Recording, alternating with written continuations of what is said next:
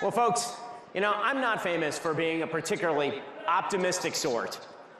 If you've ever listened to my show, I'd say morosity, depression, that may be a feeling that's come over you once in a while listening to my show where I describe what's going on in the country. But I can safely say I've never felt more optimistic about the United States than I do right now. And that is thanks to President Donald J. Trump. Now, one of the things that's sort of mysterious about President Trump is the fact that he isn't really an ideological conservative. Now, people like me, I grew up in the movement. I grew up reading Thomas Sowell and Friedrich Hayek and reading Russell Kirk. I don't think President Trump has ever sat around reading those people. I don't think he sits around at night and browses Edmund Burke or anything. And so the question is, why is it that this man, who's not truly an ideological conservative, is the most successful conservative president of my lifetime, bar none? It's a real question.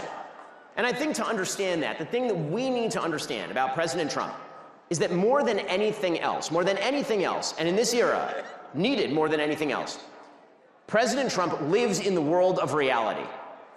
President Trump has been slandered by the media as somebody who creates fictions of his own and sort of lives within those fictions and says a lot of words that don't always match up with the truth and all that kind of stuff. The reality is that President Trump, in his gut, lives in the real world. Which is why President Trump wins so often, because if you are going to win, you have to acknowledge reality, because reality always wins. And this is what makes President Trump conservative. Conservatism lines up really, really well with reality. The reason that President Trump won the last election cycle is because the Democratic Party, the left, completely disconnected themselves from reality in every possible way. They ran screaming with their hair on fire, their blue hair on fire, away from reality. President Trump embraces reality with both arms. When it comes to the world of economics, for example, President Trump only cares about success. He cares about economic dynamism. He cares about American businesses being able to build and succeed. And he understands that in order for all those things to happen, you have to free American business from the shackle of regulation and government. You have to allow businesses to innovate. You have to allow people to rise and fall on their own merit. Meritocracy has to be valued more than, say, identity politics and DEI. President Trump knows that in his guts because he's a business person. President Trump has had to make payroll. Unlike literally every leader of the Democratic Party over the course of my lifetime, he is not a career politician, which means he's always been answerable to reality. And that means that when he unleashes another businessman, Elon Musk, inside the government and says, go in there with a meat axe and start taking out programs, that is what a businessman would do. If you came into a business as a business person and it was rife with waste, fraud, and abuse, you wouldn't sit around and run a commission on it. You would start firing people. You would go in and you start making changes. You'd start breaking things and moving quickly, and President Trump is doing precisely that. You can see business optimism in the country is skyrocketing specifically because of that. Meanwhile, the Democrats don't know what to do because their cherished blue pipeline, which is what the federal government is. It is a permanent payment program for the left, the federal government. They have permanent institutions that exist outside the government. They take literally trillions of your taxpayer dollars, and then they funnel all that money out to their political allies inside and outside the government. And Donald Trump came in and he broke the pipeline.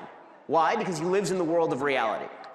When we're talking about foreign policy, President Trump lives in the world of reality. When President Trump looks at the situation in Ukraine, he doesn't say, well, you know what, we're not going to set an endpoint. We're not really going to set a goal. We're just going to wing it. We're just going to go along with this for years. He says, listen, here's the reality. The reality is that there is a grinding trench warfare situation in Ukraine. There is very little shot that Ukraine is going to be able to win back Donbass and Crimea. And we don't want Ukraine to actually fall to the Russians. And so we know what an off-ramp looks like. Now it's just a question of how do we get to that off-ramp. That is what a practical person does. That is a person who lives in reality. That's not a person who wants to speak airy-fairy nonsense and nostrums about democracy and tyranny. All that stuff sounds nice, but does it get the job done is the question that President Trump is always asking. Does it get the job done? When it comes to the Middle East, President Trump has completely broken the mold. The sort of ancient wisdom of the State Department, which has been wrong for 80 years in the Middle East, is that the only way that you actually achieve peace in the Middle East is to make the Palestinian issue front and center. President Trump in his first term totally turned that on his head. He ignored it, and peace broke out in the Middle East. President Trump has now thrown onto the table a solution with regard to the Gaza Strip that is breaking people's brains and also happens to be the only plausible solution anyone has proposed in about a century in this particular area. Because it turns out that when you have a population group that literally held today a celebration of dead babies in the Gaza Strip, babies they had murdered in the Gaza Strip, it turns out that a two-state solution in which one of those states is actually run by those people is a really bad idea. And President Trump knows that, and he says it, because he lives in the world of reality. And this is how you chalk up victories. When it comes to China, President Trump is a realist. He understands that China is globally an opponent of the United States, and that we need to stand up to Chinese predations, stealing our IP, buying American land, funneling fentanyl precursors through Mexico. He understands on immigration that a realistic nation cannot have an open border. You cannot have a welfare state and an open border and pretend that that's workable. President Trump understands that. Well, now, all of this sounds commonsensical to all of us, right? Because it is commonsensical. But in Washington, D.C., commonsensical is not the way things have been run. Instead, people have been so wedded, not to victory, not to winning, not to achieving things, but to saying things properly in just the right way to get the right coverage in the New York Times or in the Wall Street Journal or in whatever media outlet they're pandering to, that they never actually think about what wins and what loses. And then there's the matter of the reality of our daily lives. President Trump understands that what most Americans want is not identity politics. What most Americans want is not some bizarre notion about androgyny where men can be women and women can be men, and that we are sort of free-floating sets of feelings existing within the meat suits that we wear around. President Trump understands basic things that the left has completely abandoned and that he was willing to say.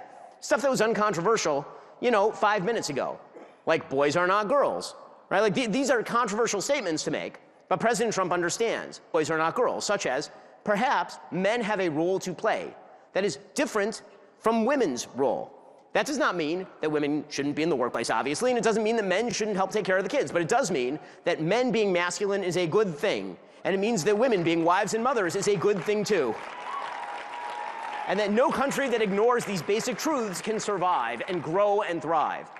President Trump acknowledges and knows that the things that most Americans want, whether they are Hispanics living down on the border of Texas or whether they're white Americans living up on the border of Canada, those things are basically the same. They want to be able to live in safety, free of crime, with prosperity, being able to hold down a job in a growing, innovative, dynamic economy.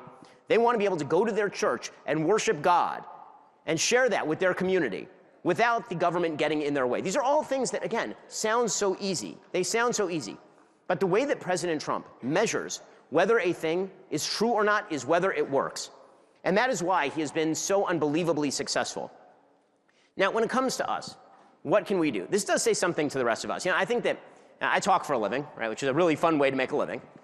But the reality is that people come to me all the time and say, how do I make a difference in politics? And obviously there are things that we all can do, right? I spent the last election cycle campaigning with a variety of Senate candidates and with President Trump. I went out and I did things, but the things that most of us can do, aside from all the normal political fighting that Steve was talking about earlier, which is really important, the thing that is most important is to live a reality-based life, to be a model to our children, to be a model to our community, to build the social fabric that actually makes this country work, to create the businesses that make the country function, to engage in everyday common virtue.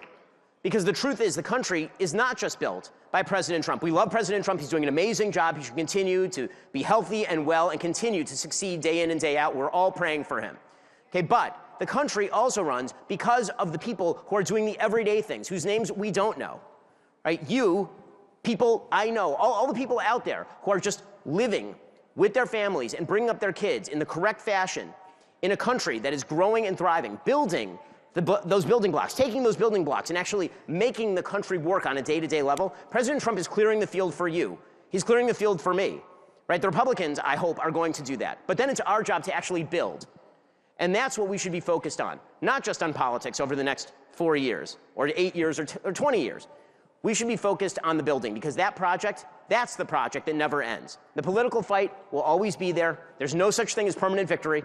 There will be losses in the future. But the one thing that we can do every single day is continue to build. And thank God, President Trump, the reason I'm optimistic, President Trump has brought us back to a world of reality where that building is possible, and we should all build together. Thank you so much.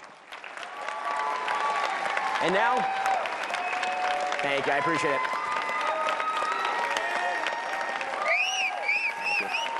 And now, I want to take the opportunity to welcome out my buddies from the Daily Wire for an episode of Backstage Live.